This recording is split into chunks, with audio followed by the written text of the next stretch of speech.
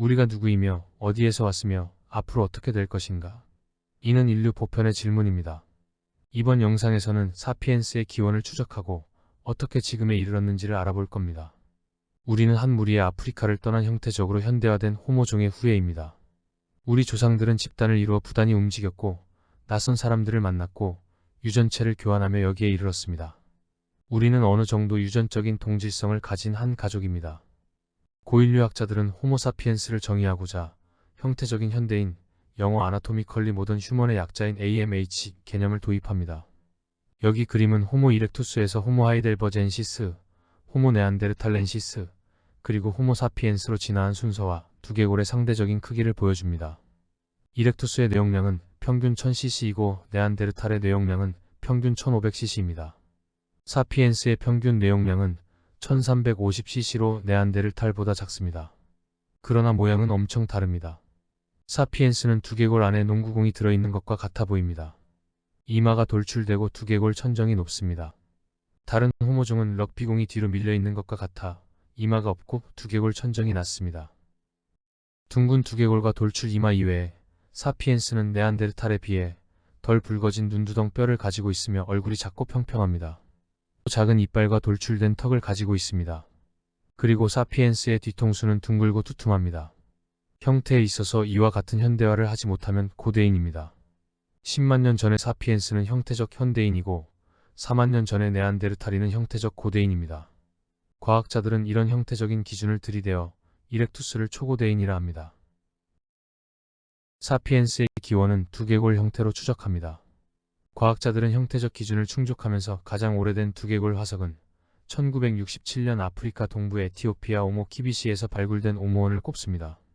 오모원은 얼마 전까지 19만 5천 년 전 것으로 알려졌으나 2022년 새로운 연대 측정에 따라 23만 3천 년 전까지 뒤로 보냅니다. 초기 사피엔스는 다른 지역에서 다른 모습으로 나타납니다. 여기 헤르토는 오모원과 비슷한 지역인 에티오피아 동부에서 발견됐는데 16만 년 전 화석입니다. 얼굴은 평평하지만 눈두덩 뼈가 튀어나와 있고 뒤통수도 오모원에 비해 수축되어 있습니다. 그런데 뇌용량은 사피엔스 평균을 넘는 1450cc입니다. 전체적으로 나이는 오모원보다 어리지만 더 오래된 모습입니다. 2017년 발굴된 제벨 이라우드 두개골 화석은 초기 사피엔스의 기원에 대해 많은 것을 바꾸어 놓습니다. 1961년 북아프리카 모로코 제벨 이라우드에서 유골이 발견되었는데 당시에는 4만 년 전의 네안데르탈인으로 간주되고 곧 잊혀집니다. 이 유골터는 알제리 태생 독일 막스 플랑크 연구소의 허블린 박사에 의해 2004년 다시 파헤쳐집니다. 새로운 유골과 돌두구가 더 발견되었고 유골의 정확한 연대를 측정한 결과 그때까지 알려진 사피엔스보다 10만 년 이상이나 오래된 31만 5천 년 전의 초기 사피엔스임이 드러납니다. 놀라운 점은 얼굴은 AMH 자체로 현대화가 되어 있는데 골상 앞부분 이마는 눌렸고 전체적으로 뒤로 물려진 네안데르탈과 닮았습니다. 사피엔스 얼굴에 네안데르탈 뇌를 가진 묘한 조합입니다. 제벨 이라우드 화석의 발굴이 주는 의미는 첫째, 아프리카 동부가 사피엔스의 기원지라기보다는 대륙 전체가 사피엔스의 에덴 동산일 수 있다는 점입니다. 여기 그림에서와 같이 과거 20년 사이 아프리카 다양한 지역에서 초기 사피엔스 화석들이 발견되거나 재평가됩니다. 둘째, AMH는 갑자기 출현한 것이 아니라 아프리카 여러 지역에서 토종 이렉투스가 중간 전이 단계를 거치면서 또 지역들 사이 서로 섞이면서 서서히 진화했을 것으로 보입니다. 다시 말해 사피엔스는 혼혈에서 출발했습니다. 자, 이제 눈을 돌려 사피엔스 아프리카 탈출의 중간 정착지인 이스라엘의 갈멜산 부근의 고대 유적지 화석들을 살펴봅니다. 그중 1932년 스크을 동굴에서 발굴된 다수의 뼈들 중 거의 완벽한 두개골 화석인 스크율 5는 발견 당시에는 4만 년 전 것으로 추정하였으나 2004년에 8만 내지는 12만 년 전 사피엔스 육골임이 드러납니다. 얼굴에는 원시적인 면모가 보이나 두개골만큼은 AMH 자체입니다. 이 결과는 사피엔스의 탈아프리카는 12만 5천 년 이전부터 시작되었다고 추측할 수 있게 했습니다. 2018년 갈멜산 부근 미슬리아 동굴에서 사람의 이빨 뼈가 발굴됩니다. 정교한 연대 측정 결과 뼈의 주인공은 17만 5천에서 20만 년 전 호모사피엔스임이 밝혀집니다. 아프리카를 벗어나 발견된 사피엔스의 흔적으로 최고 오래된 것입니다. 중요한 부분, 사피엔스의 탈아프리카는 20만 년 전 즈음에도 있었다는 거죠. 생각보다 사피엔스 돌아다니기 좋아했습니다. 하기야 200만 년 전 이렉투스도 그랬으니깐 어련하겠어요. 호모사피엔스의 탈아프리카 가설은 여러 번 업데이트됩니다. 원래 특별한 AMH가 환경의 담금질, 즉 극심한 건조기와 회복기를 여러 번 거치면서 향상된 인지 능력과 생존 기술을 습득합니다. 그리고 한 무리가 6만 년 전에 아프리카를 떠나 유럽과 아시아 지역에 자리 잡고 있던 토착 이렉투스의 후예를 밀어내고 지구 전체를 접수해 지금에 이르렀다고 합니다. 소위 단일 지역, 단일종, 탈아프리카 가설입니다. 한편 6만 년 전보다 한참 전에 아프리카를 떠난 호미닌이 각 지역에 자리 잡고 있던 토종 이렉투스와 섞여 사피엔스로 진화했다는 다지역 기원설이 있습니다. 이 가설은 1987년 모계로만 전달되는 마이토콘드리아 유전체의 기원을 추적한 연구 결과가 발표되면서 힘을 잃습니다. 소위 마이토콘드리아 입으로 알려진 20만 년 전 사하라 사막 이남 지역에 거주했던 한 집단의 여자가 현존하는 인류 모두의 공통 어머니일 거라는 유전학적 증거가 제시된 것이죠.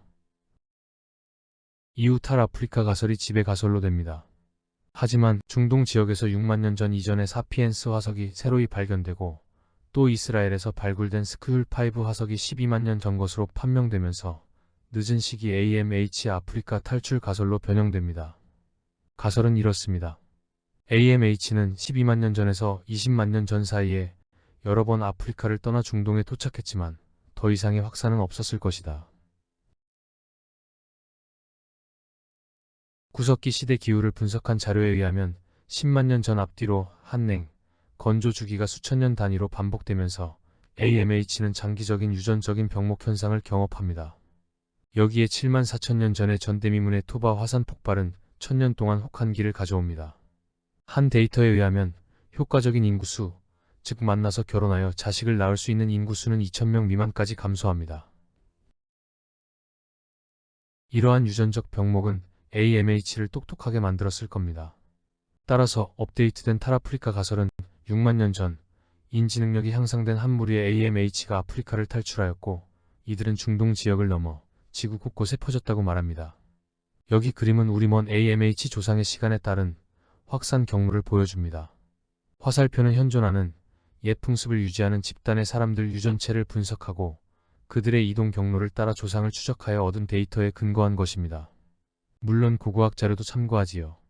자, 물어봅니다. 과학자들이 이러한 엄청난 노력이 들어간 그림을 그릴 수 있었던 이유는 무엇일까요? 예, 답은 간단합니다.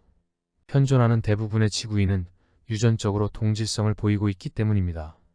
우리 모두는 아프리카를 탈출한 소규모 집단에서 유래했다는 거죠. 그렇다면 현존하는 아프리카계 사람들은 6만 년 전에 아프리카에 남아있던 AMH를 조상으로 두고 있을 겁니다. 그렇습니다.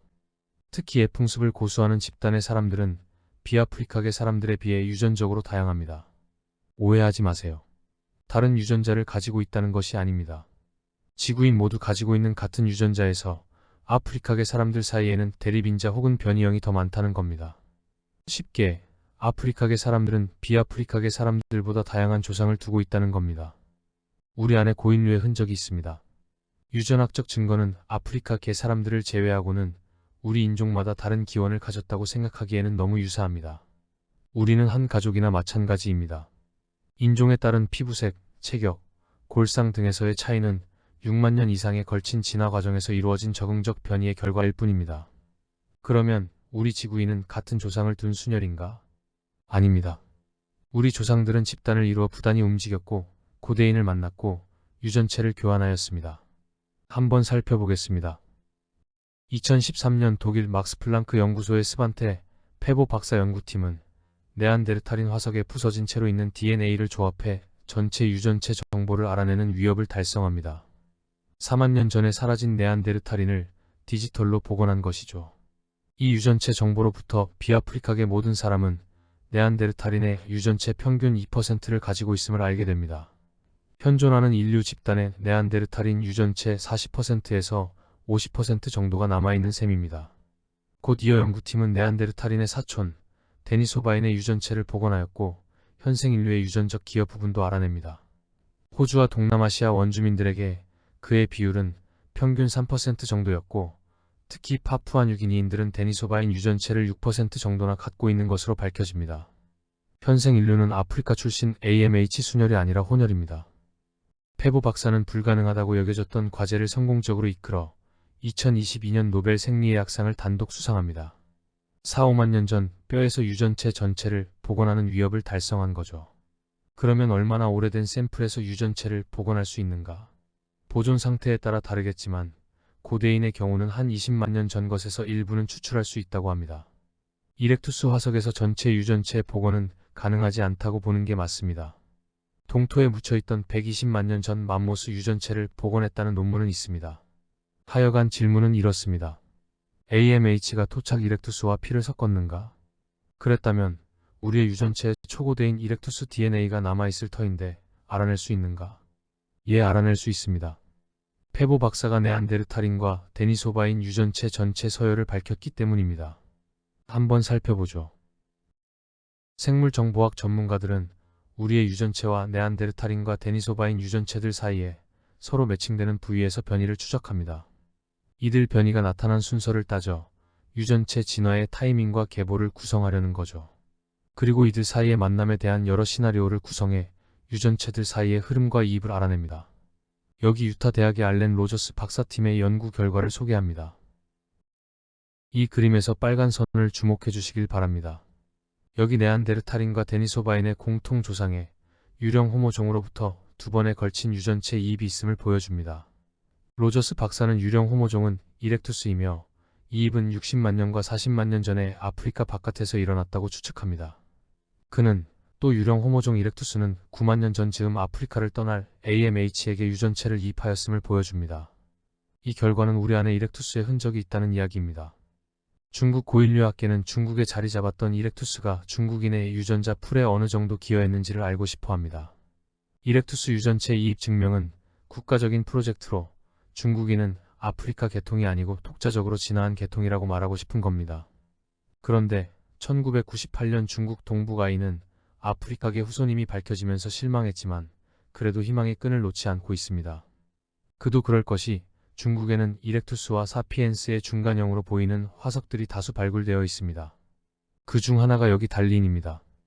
1978년 상시성에서 발굴된 것으로 26만 년 전 것입니다.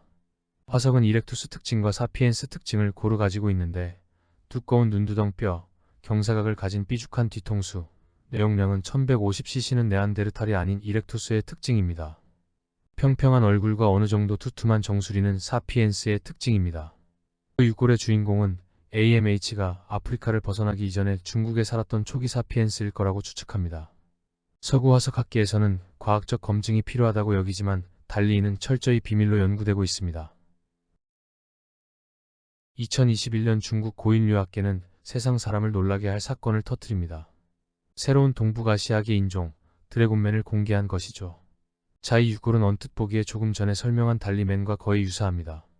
두툼한 눈두덩 뼈, 경사지고 삐죽한 뒤통수는 분명 원시형입니다. 그런데 달리맨과는 다르게 외형적이 사피엔스 최대치를 넘는 1420cc입니다. 눈 소켓도 엄청 크고 이빨도 큽니다. 얼굴은 평평하고 정수리가 두툼합니다.